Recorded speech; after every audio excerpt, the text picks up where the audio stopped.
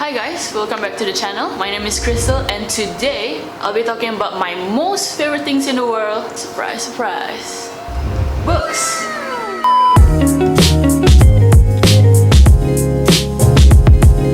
As some of you may know, I have a big obsession for books. Over the last few weeks during this MCO, I bought a number of books online. Can you see it? This is a total of 18 books. So today I'll be doing a book review about all of these books. Let's get into it. Alright, so the first genre that we'll be talking about is fiction. And the first fiction book is a classic by Charles Dickens, and that is The Bleak House. Normally Charles Dickens is famous for his other books such as Oliver Twist, Great Expectation, Tale of Two Cities. But most people said that Bleak House is his best work so far. The setting is in 19th century London. It's a parody of the legal system back in those days because the cases can be dragged for so many years. In this book there's a lot of subplots and there's a lot of characters as well. I haven't read the book to be honest. As you can see, it's one thick ass book and it's more than 900 pages. Next up is another classic by Toni Morrison, Beloved. This book is about the African-American slavery back in the 1800s. Toni Morrison is a very revered author. She just passed away in August last year. She's written quite a number of books, but this is the most famous one. I've actually never read any of her books and this is my first one. And also this one I haven't read yet. And yeah, I hope I enjoy this one.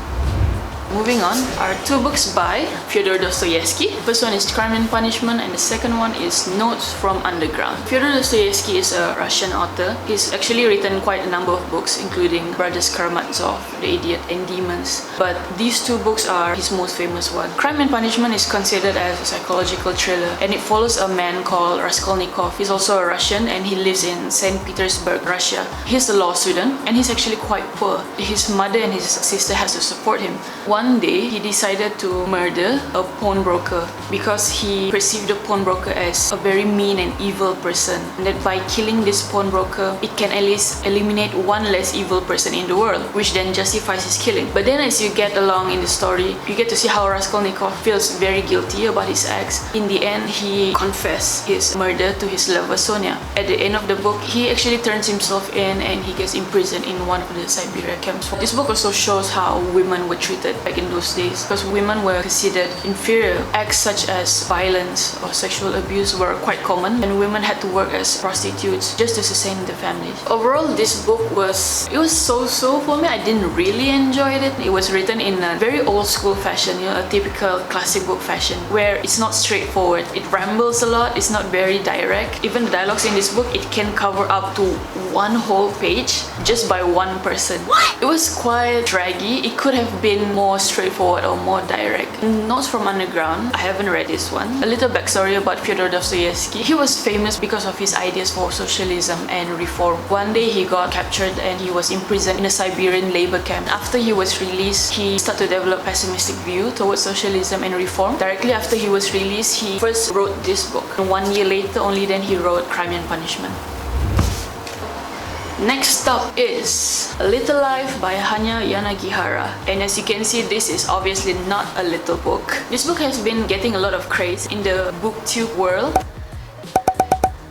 So I was curious, so I bought the book. This book is about the friendship of four men from college up until in their 60s. And the main protagonist in this book is a man called Jude. We don't really know his backstory, we don't really know who his parents are, or what happened to him in the past. But what we know is that he was placed in a Christian monastery and after that, things just went downhill from there. To be frank, I don't really enjoy this book. This book has a lot of explicit scenes such as rape, sexual abuse, violence, self-inflicted injury, depression, suicide. And we know that Jude is an orphan who was put in a monastery, in a Christian monastery when he was young. In that monastery, he was raped. And then he ran away from the monastery with one of the brothers. And also he got gang raped. He got picked up by a psychiatrist and also the psychiatrist raped him. He had a boyfriend and the boyfriend raped him. Jude starts to feel very depressed, he feels very worthless. He starts cutting himself. It's a never-ending cycle of suffering for Jude. And I think it's very unnatural and very unrealistic. But I think I get why this book has a lot of hype among other readers because they say that this book is one of of the saddest book that they've ever read, which I disagree, but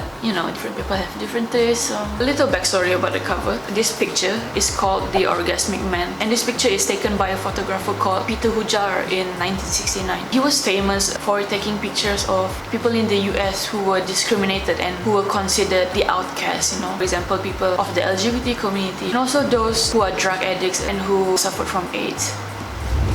Alright, so the next up is the non-fiction category. Normally how I read is I try to balance out what I read, so I mix a little bit of fiction, non-fiction, memoirs, philosophy, and so on, just to explore a little bit of everything. The first book in this non-fiction category is one of my favorite books, which is Quiet by Susan Cain. I first heard about the author when I watched one of her TED Talk videos on YouTube, and she talked about the same topic, which is about introvert. For those of you who know me, you may know that I'm a big time introvert. For a long time, I always thought that I was weird. I prefer to stay at home, just read and enjoy my own company or the company of those who are close to me. Usually very big social gatherings or small talks or meeting new people, it drains me very quick. I just don't understand why some people go out every night and just hang out and do all the casual talks, you know, so effortlessly. I always feel out of place in those situations. I bought this book as a way for me to understand myself, and after reading this book, I get a picture of why I think the way I think, why I feel the way I feel, and why I am the way I am. One of the part that struck me the most in this book is when she says that when you're an introvert, you're more likely to be more sensitive, which means that you feel things more intensely, your emotions are more deep compared to your extroverted peers. People always have the idea that introverts are very timid or they have high levels of social anxiety, which is actually not the case.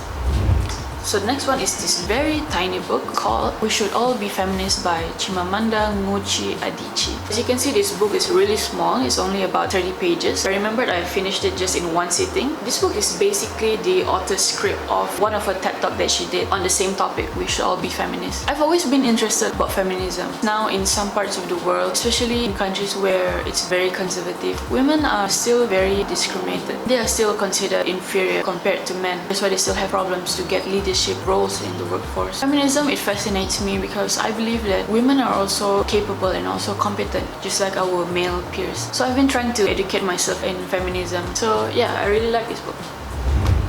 Moving on is Antifragile by Nassim Taleb. Actually, I've never read his books before. I decided to try out this book because this book has the most good reviews. But I haven't read this book, to be honest. I have a lot of books that I haven't read, so I'm trying to catch up with all my reading. The last book on our non-fiction category is this book, which I also haven't read, called A Short History of Nearly Everything by Bryson. I've read some of the pages. It looks like a fun book, so... Alright, so moving on to the next book category, which is memoirs. And the first memoir is Memoirs of a Dutiful Daughter by a French author and philosopher, Simone de Beauvoir. This book talks about her life's journey from when she was young up until when she is an adult. She talks about her life growing up in a bourgeois family, how she feels very stuck in her family's very conventional Christian beliefs, how she tries to rebel against her very conservative upbringing, and she gets out of her way and explores her philosophical ideas with her peers in France. And she feels the need to embrace herself, a more liberal and more progressive way of thinking. I think that's very admirable and also very inspiring. Alright, so the next book is a fictional memoir called The Bell Jar by Sylvia Plath. This book was originally written under the pseudonym Victoria Lucas in 1963. This book talks about the author's real life under the character Esther Greenwood. Sylvia Plath is normally famous for her poetry. This is her one and only novel that she wrote. She's been suffering depression for a few years, and even in this book it explores depression very explicitly. She also talks about her multiple attempts in trying to commit suicide, and she ends up in a mental hospital after a suicide attempt. The bell jar is actually a metaphor for mental illness. It symbolizes Sylvia Plath's struggle with mental illness. In this part where she says, I would be sitting under the same glass bell jar, stewing in my own sour air. She feels very trapped in her bell jar, as if wherever she goes, she cannot escape. But this book is quite dark and quite sad and tragic, despite a very bright and girly cover. I really enjoyed this book because I really like the way that Sylvia Plath writes the book. She's able to use words and also proses and imageries very well, and she's done it very beautifully. Alright, so the next book is Man's Search for Meaning by Viktor Frankl. And this is one of my most favorite books as well and has such a huge impact on me. Viktor Frankl is an Austrian psychiatrist and one of the survivors of the Holocaust during World War II. And he talks about his experience in the Nazi concentration camp in Auschwitz. Some of you may know the camps are very famous for the gas chambers and how the prisoner guards are very cruel and very sadistic towards the prisoners. Viktor Frankl explains how human beings can be stretched to their limits, physically, emotionally, and mentally, and how we can survive despite the very unfavorable circumstances and odds. He also reminds us about the power of the human psyche. It's not so much the external strength as the internal strength that really matters. And he quotes a lot of Frederick Nietzsche in this book as well. He who has a why to live can bear with almost any how. He observed among the prisoners that when they have a deep why in them, only then are they able to survive. He also explains that one of the big whys to ensure your survival is by thinking of a loved ones. Love is the ultimate and the highest goal to which man can aspire. The salvation of man is through love and in love. A man who has nothing left in this world still may know bliss, be it only for a brief moment in the contemplation of his beloved. Love goes very far beyond the physical person of the beloved. It finds its deepest meaning in his spiritual being, his inner self. I also think that love is the main driver of a human connection and what holds humanity together. There's one passage in the book that really touched me, where he talks about how he misses doing the very trivial and mundane things that he used to do in the past and that now it seems like a very distant memory. Here he says, "In my mind, I took bus rides, unlocked the front door of my apartment, answered my telephone, switch on the electric lights." Our thoughts often centered on such details, and these memories could move one to tears. I mean, it's pretty cool because, you know, it's these little things that we usually take for granted. For example, switching on our bedroom lights, or sitting in a room, unlocking the door, or being stuck in a traffic jam. But when everything is taken away from you, only then are you able to appreciate these little things that define and make your life. I highly recommend everyone reading this book and really digest the message in this book. Alright, so the next genre is one of my favorite genres, which is philosophy. Normally philosophy, it delves into very deep questions such as what is the meaning of life, what is our purpose in life, and why are we here, and what are we meant to do, you know. So the first philosophy book is Existentialism is a Humanism by Jean-Paul Sartre. Jean-Paul Sartre. Sorry, I'm not French. And he's also Simone de Beauvoir's lover, which is the author of this book. This book is actually a script of a lecture that he did in 1945. Jean-Paul Sartre is famous for his philosophical idea called existentialism. Basically, what existentialism is the idea that we as human beings, we are nothing other than what we make out of ourselves. So his famous quote is this: "Existence precedes essence," which means that when we first exist on this earth, we are essentially nothing. We have no meaning, we have no purpose. So it's up to us as human beings to create our own meaning, to create our own purpose, and to make something out of our life, to strive for our own individual potential. This philosophical idea got a lot of backlash by his more religious and Christian counterparts, where they believe that the meaning of life is God, and that God is the one who creates meaning in their life. To live is to live according to what God has planned. Jean-Paul Sartre is against this idea because one, he's an atheist, two, he doesn't believe in God. He also argues that the question about whether God exists or not is not really as important, because in the end what matters is how we ourselves direct our life, how we ourselves make something out of our own life, and not by some divine entity or deity or religious doctrines or dogmas. Because he says here, it affirms that even if God were to exist, it will make no difference. We think that the real problem is not one of his existence. What man needs is to rediscover himself and to comprehend that nothing can save him from himself, not even valid proof of the existence of God. So his Christian peers were very outraged by this idea. That's why he made the lecture, which turned into this book, to educate the masses about what he meant by existentialism and the idea behind this philosophy. There's one passage where he describes existentialism quite eloquently. Man is nothing other than his own project. He exists only to the extent that he realizes himself. Therefore, he is nothing more than the sum of his actions, responsible for what he is, free, condemned to be free, committing himself to life. So I think this is a very insightful book, and it's a very easy read as well. It's very thin. Alright, so the next philosophy book is The Myth of Sisyphus by Albert Camus. Albert Camus. So he's an Algerian author, and he's also one of Jean-Paul Sartre's best friend before shit happened and then they broke apart. In this book, he explores the philosophical idea of the absurd, which is actually quite similar to existentialism. So before I explain about what the absurd is, I think it's best if we know a little backstory about the myth of Sisyphus. Basically, Sisyphus is based on a Greek legend, and he's the king of a place called Corinth. Sisyphus is very devious and tyrannical. He made a lot of the gods angry, including Zeus. He tried to outwit the gods, and he even tried to cheat death twice. So this made Zeus very mad. One day, Zeus decided to punish Sisyphus for eternity, and so he forced Sisyphus to carry this one huge rock up a hill.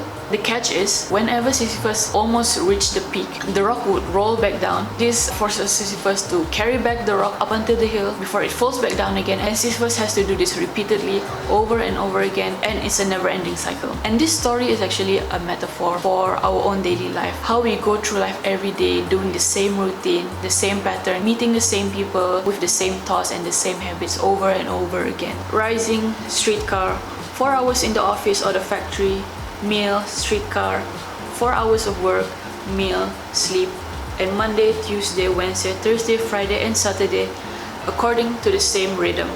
This path is easily followed most of the time.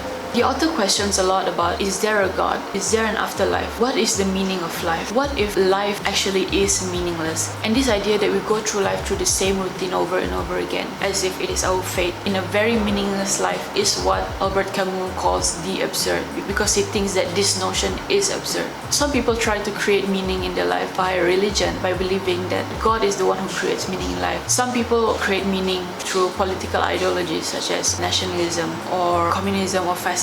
But this notion is what he calls the philosophical suicide, whereby we create meaning in our life through man-made beliefs. Albert Camus suggests that despite life is meaningless, we shouldn't end our life. Instead, we should rebel or revolt against it, meaning that we shouldn't be trapped in the social conventions or religious dogmas, and that we are the one who are responsible for making something out of our own life. So you can see it's a bit similar to existentialism. And back to the myth of Sisyphus, instead of seeing Sisyphus' punishment as something tragic or something to be sad about, what if we imagine Sisyphus happy?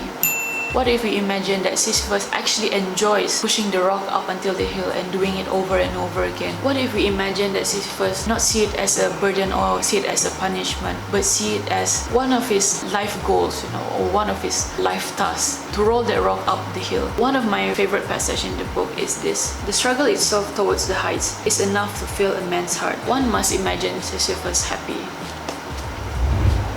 The next book is also one of my favorites, and it is Meditations by Marcus Aurelius. If you watch the movie The Gladiator, you've probably come across Marcus Aurelius, and he's the father of the evil emperor in the movie Commodus.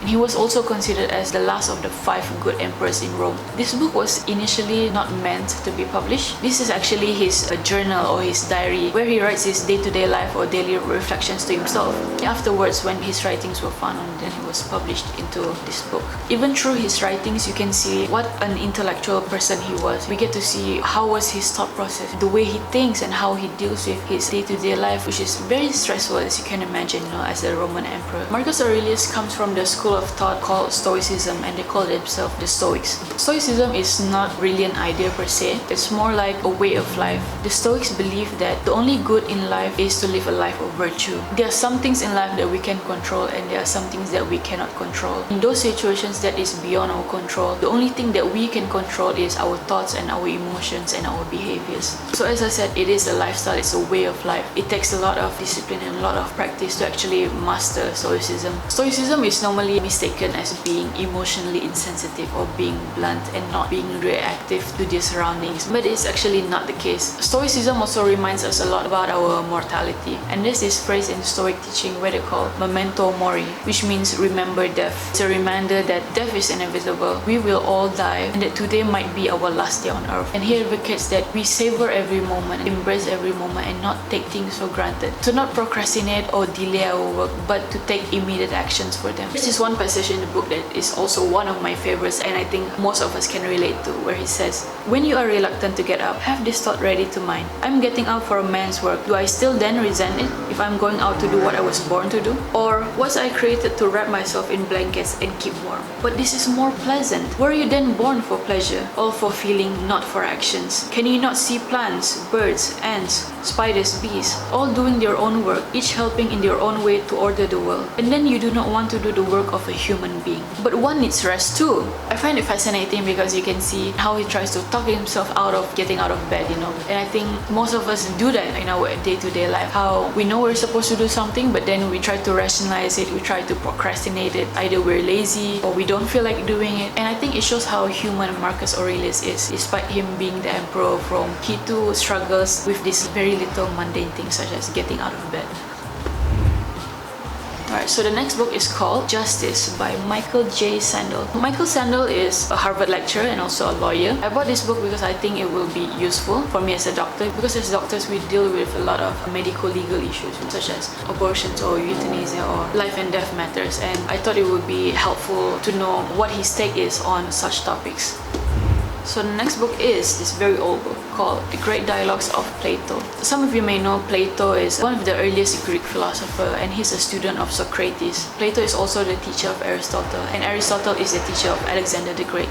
This book is actually not written by Plato, but rather it's a collection of discussions or dialogues that Plato did with his peers back in those days. So it's been compiled in this one book. In those times, the way they learn is not just like we do in school, where there's a teacher and we just sit and listen. The way they learn or the way they study is by having debates or having discussions and talk about topics such as morality and justice, what makes a good life, how to deal with relationships with others. Alright, so the last book is Thus Spoke Zarathustra by Frederick Nietzsche. I'm currently reading this book right now. Zarathustra is actually a Persian prophet, and in Greek they call him Zoroaster. It's a story about Zarathustra living in the mountains for almost 10 years. One day he finally reaches enlightenment and he decided to leave the mountain and spread his enlightenment to humanity. In this book, Frederick Nietzsche explores the idea of the overhuman or Superman. In German they call it the Übermensch. It's the idea that we as humans, we have this state in us called the overhuman, and in order to reach that state of overhuman, we need to go through a lot of struggles and a lot of sufferings in life. We need to throw away all the things that we used to believe that were man-made, for example, social conventions or conformities or even religion. This book also got a lot of backlash from the Christian community because there's a passage in the book where he says God is dead. This passage has been highly misconceived. What he meant by God is dead is that our concept of a constructed religion is also dead because God does not exist. This book is mainly about how one finds fulfillment or finds meaning in life, just like any other philosophical books. Alright, so that's all from me today. I hope this video has been very informative and very insightful for all of you. If you like the video, don't forget to like, share, and also subscribe to our YouTube channel. As always, take care and see you in the next one.